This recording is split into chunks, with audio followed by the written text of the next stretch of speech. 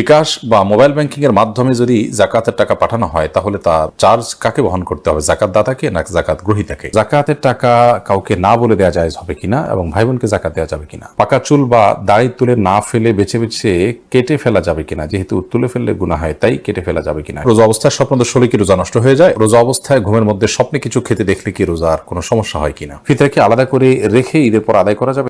সর্বপ্রথম যে প্রশ্নটি আমি দেখতে পাচ্ছি সেটি হলো, রোজা অবস্থায় ঘুমের মধ্যে স্বপ্নে কিছু খেতে দেখলে কি রোজার কোনো সমস্যা হয় কিনা? রোজা অবস্থায় স্বপ্নে যদি আমরা কোনো কিছু খেতে দেখি তাতে আমাদের রোজার কোনো ক্ষতি হবে না। স্বপ্নে শুধু খেতে দেখা নয়, অন্য যাই দেখে না কেন, স্বপ্নে দেখা বিষয়গুলো যেহেতু বান্দার এখতিয়ারাধীন নয়, ইচ্ছাকৃত মানুষ স্বপ্নে দেখে না সাধারণত, যার কারণে এটার কোনো দায় বান্দাকে বহন করতে হবে না। বিধায় রোজা অবস্থায় স্বপ্নে আমরা যাই দেখি না কেন তার জন্য আমার রোজা ভঙ্গ হবে না। এরপর প্রশ্ন হলো, জাকাতের টাকা কাউকে না বলে দেওয়া যায় হবে কিনা এবং ভাই বোনকে জাকাত দেওয়া যাবে কিনা? ভাই বোন তারা যদি প্রাপ্তবয়স্ক হয়ে থাকে, অভাবী থাকে, জাকাতের হকদার থাকে, তাদেরকে অবশ্যই জাকাতের টাকা দেওয়া যাবে। জাকাতের টাকা দিয়ে তাদেরকে স্বাবলম্বীও করে দেওয়া যাবে এবং জাকাতের টাকা দেওয়ার সময় জাকাত যিনি নিচ্ছেন তাকে না বলেও দেওয়া যাবে। আপনি মনে মনে নিয়ত করলেন জাকাত দিচ্ছেন, তাকে বললেন যেটা আপনি খরচ করেন, আপনি নিয়ত করলেন জাকাত থেকে দিচ্ছেন, এটা যথেষ্ট হবে। তাকে বলে দেওয়াটা এটা আবশ্যক কোনো বিষয় নয়। রমজান মাসে গুনাহ মাপের আমল ও দোয়া কি জানালে উপকৃত হব?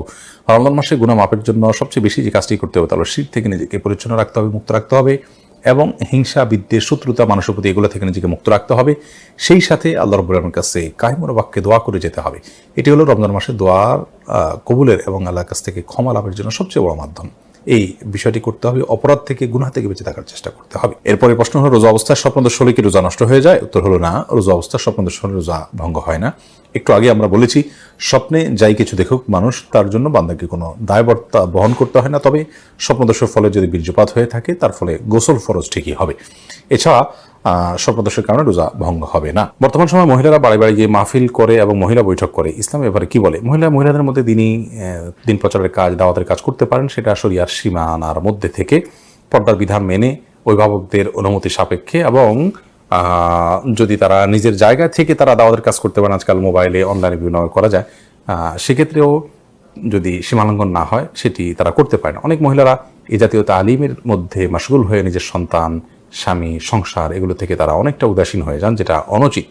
এক্ষেত্রে আমাদের ব্যালেন্স করতে হবে এবং সীমা লঙ্ঘন করা যাবে না। দাওয়াতের কাজ বা ইসলাম প্রচারের কাজ পুরুষদের পাশাপাশি মহিলারাও করবেন, সেটা বলা বাহুল্য। মাজিদুল ইসলাম আপনি লিখেছেন, প্রবাসীদের ফিতরা আদায়ের বিধান কি? আমরা কি দেশের হিসাব করে ফিতরা আদায় করবো নাকি যেখানে থাকি ওই জায়গার হিসাবে দিয়ে আলাদা? আপনি যেখানে থাকেন সেখান থেকে হিসাব করে আপনি ফিতরা দিবেন। ফিতরা কি আলাদা করে রেখে ঈদের পর আদায় করা যাবে? না, ঈদের পর আদায় করলে ফিতরা আদায় হবে না, বরং ফিতরা আদায় করতে হবে ঈদের সালাতের আগে। নবী করিম সাল্লাল্লাহু আলাইহি ওয়াসাল্লাম বলেছেন, মানাদ্দাহা ক্বাবলা সালাহ, যে ব্যক্তি ঈদের আগে ফিতরা আদায় করবে ফাহিয়া মাকবুলা, তাহলে সেটা ফিতরা হিসেবে কবুল হবে। ওমানাদ্দাহা বাদা সালাহ, যে ব্যক্তি ঈদের পরে আদায় করবে ফাহিয়া সাদাকাতুম মিনাস সাদাকাত, অন্য 10টা সাদাকার মধ্যে সাধারণ দান হবে। ফিতরার যে দায়িত্ব, সেই দায়িত্বের ফলে কিন্তু আদায় হবে না। এরপর প্রশ্ন, রোজা রাখলে হাত পা কাঁপে, মাথা ঘুরায়, শোয়া থেকে উঠতে পারি না, এখন কি করা উচিত? রোজা রেখে যদি কারোর এরকম পরিস্থিতি হয় এবং এটা যদি সহনীয় পর্যায়ে থাকে তাহলে তাকে সিয়াম রাখতে হবে। এই অজুহাতে সিয়াম ভাঙার সুযোগ নেই।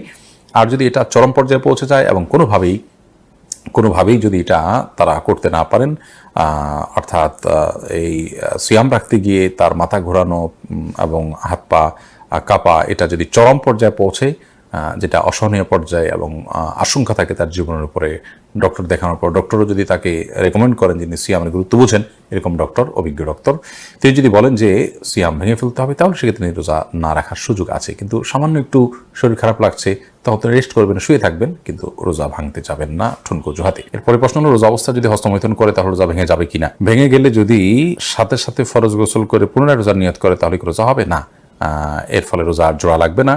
হস্তমৈথুন করে বীর্যপাত যদি কেউ করে তার ফলে রোজা ভেঙে যাবে।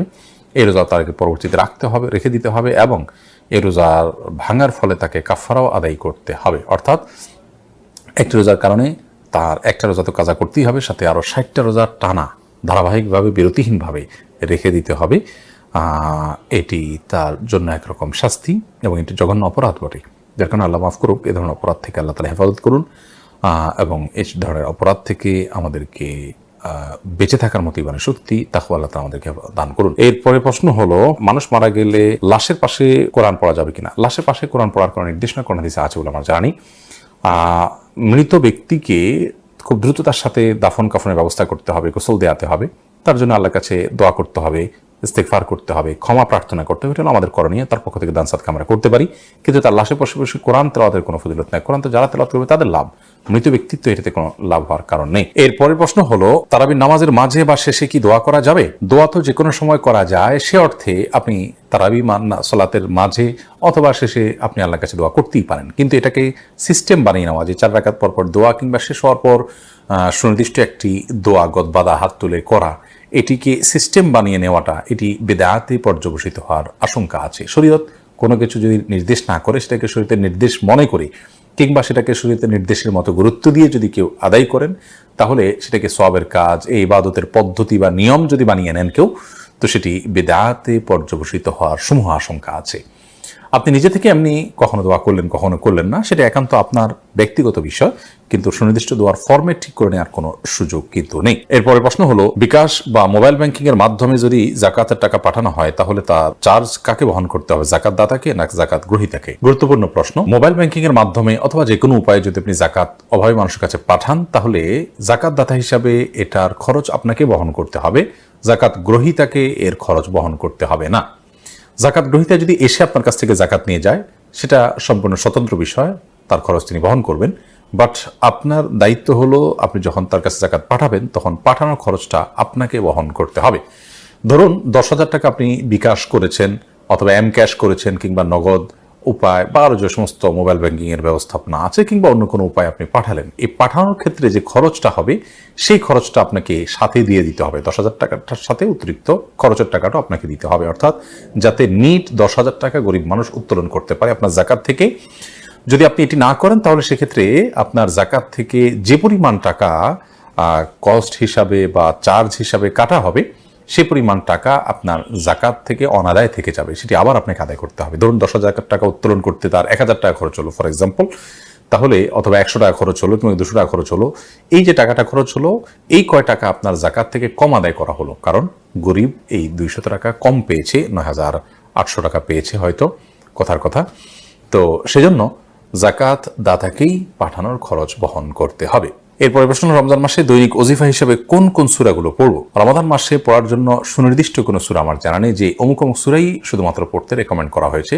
আল্লাহ তাআলা মাসে কোরআন নাজিল করেছেন, বিধায় গোটা কোরআনে বেশি বেশি করে তেলাওয়াত করা উচিত, বুঝে পড়া উচিত, কোরআনের মর্মচর্চা করা উচিত, কোরআন শোনাশুনি করা উচিত। নিজে তেলাওয়াত করবেন, আরেকজনকে শোনালেন, আরেকজনকে তেলাওয়াত করলেন, নিজে শুনলেন, এরকমটি রমাদানে করা উচিত। বাট রমাদান মাসে কোরআনে কারীমের তেলাওয়াতের জন্য সুনির্দিষ্ট কোনো অংশ ফিক্স নেই যে এটুকুই তেলাওয়াত করবেন বা এই সূরা বারবার পড়বেন, বরং গোটা কোরআনই আপনি তেলাওয়াত করার চেষ্টা করবেন। পুরো কোরআন যদি পড়ে শেষ করতে না পারেন, আপনি চেষ্টা করবেন কোরআনের মধ্যে থাকার, কোরআনের মধ্যে সেটা কোরআন পড়তে পড়তে আপনি মাঝামাঝি যান বা যতটুকু যান গেলেন, কিন্তু কোরআনকে আপনি পড়ে এবং কোরআনকে সময় দিয়ে আপনি রমজান কাটানোর চেষ্টা করবেন।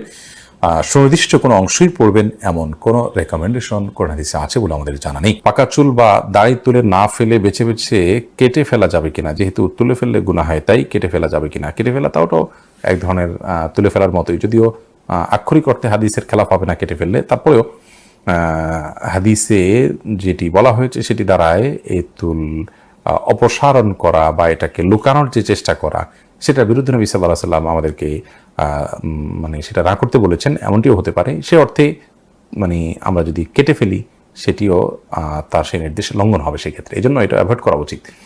এবং তিনি বিকল্প যেটি বলেছেন তা হলো যে আমরা যে কোনো কালার করতে পারি, কালো ছাড়া লাল ইত্যাদি কালার করতে পারি। একা একা নামাজ পড়ার ক্ষেত্রে সূরা তেলাওয়াত, সূরা কোরআন তেলাওয়াতের সময় ঠোঁট না নাড়িয়ে মনে মনে তেলাওয়াত করা জায়েজ আছে কিনা? একা একা যখন আমরা সালাত আদায় করবো, তখন সূরা, কেরাত ইত্যাদি এগুলো আমাদেরকে ঠোঁট নাড়িয়ে তেলাওয়াত করতে হবে। মনে মনে তেলাওয়াত করলে সেটা তেলাওয়াত হিসেবে গণ্য হবে না।